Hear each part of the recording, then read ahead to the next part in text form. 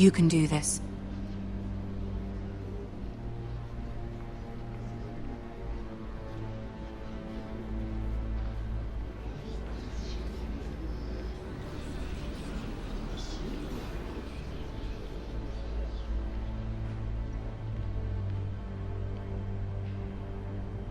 Ah, Lady Marjorie. Aren't you looking lovely this evening? Lord Tyrion. Your Grace? With your permission, allow me to introduce Lady Mira of House Forrester.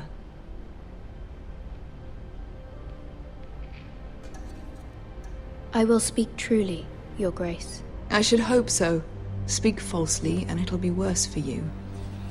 House Forrester is a northern house loyal to the king. Are they? I beg your pardon, Your Grace. I wasn't talking to you. I want to hear from the girl. Is your family loyal to the king? Perhaps you should ask the new Lord Forrester. He's not here, is he? She is. Joffrey is the one true king, Your Grace. And yet, for centuries the Forresters have been loyal bannermen to House Stark. A house of traitors.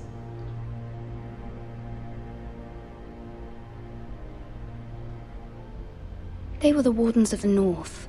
We all served at the pleasure of the king. Clever girl. Perhaps too clever for her own good. The girl did name Joffrey as the one true king. Is your house willing to swear fealty to your new liege lord, Roose Bolton?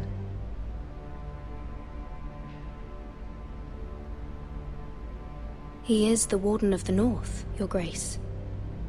He is. And I the Queen Regent and Tyrion the Master of Coin. The girl has a remarkable talent for answering questions while in fact saying nothing at all. Old allegiances are not easily abandoned. But now that the war is over, we must look to rebuild and forge new alliances. There are ships and shields to be built, and Joffrey will need a steady supply of ironwood for his armies. I'm told there are others who would happily serve that purpose, but I trust we can rely on House Forrester. Forster Ironwood does seem rather unique.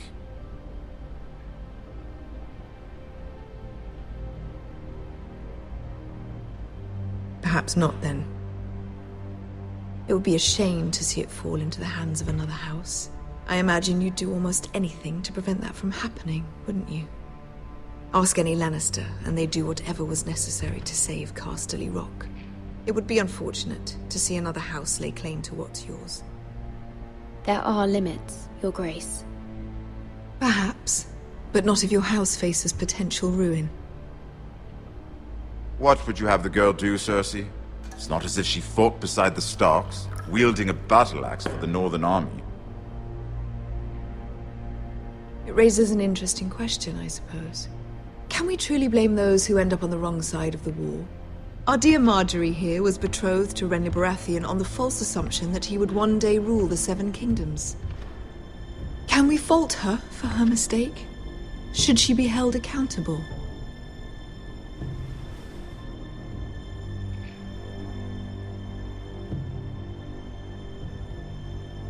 It is not her place to say, Your Grace.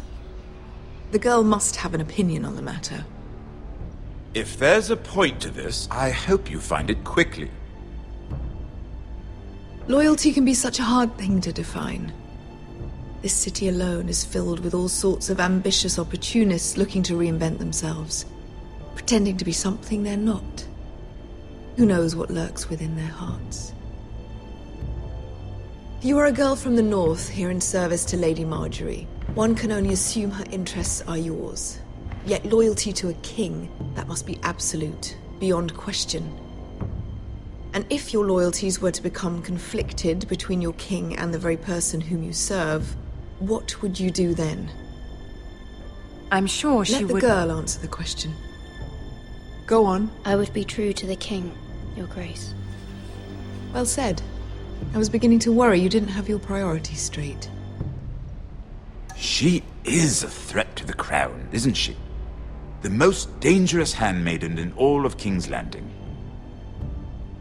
I'm not quite sure what to make of her. Not surprising, I suppose, for a northern girl, but not very encouraging either. I'd like a word with you, if I may. Of course, Your Grace.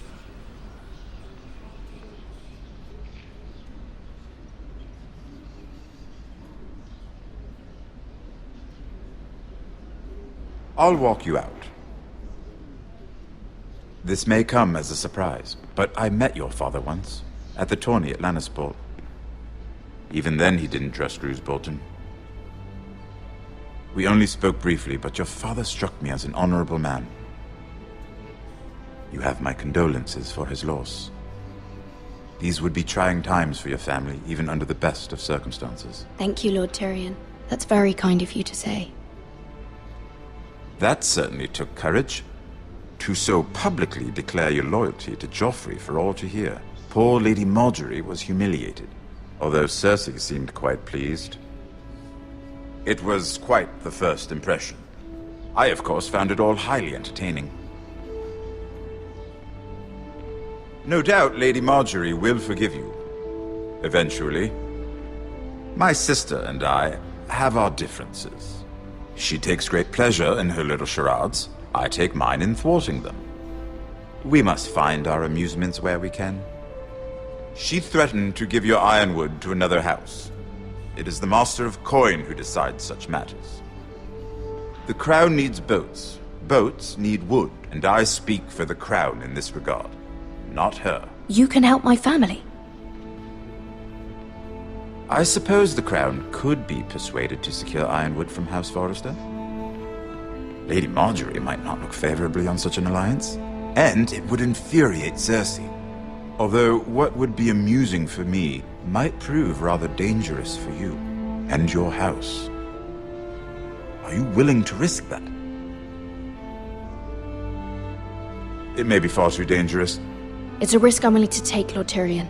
Please. You are a brave girl, aren't you? I'll consider it.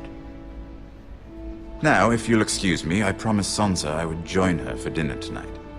3 beautiful bottles of Dornish wine await my arrival. The mere thought of them makes me thirsty already. I hope we meet again. Nothing would make Cersei happier. Until then, be careful. This is not the North. King's Landing can be a nest of vipers to the uninitiated.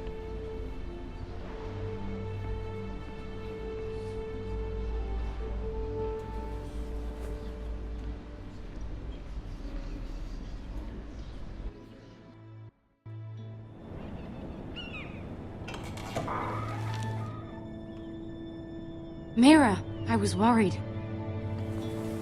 How was it?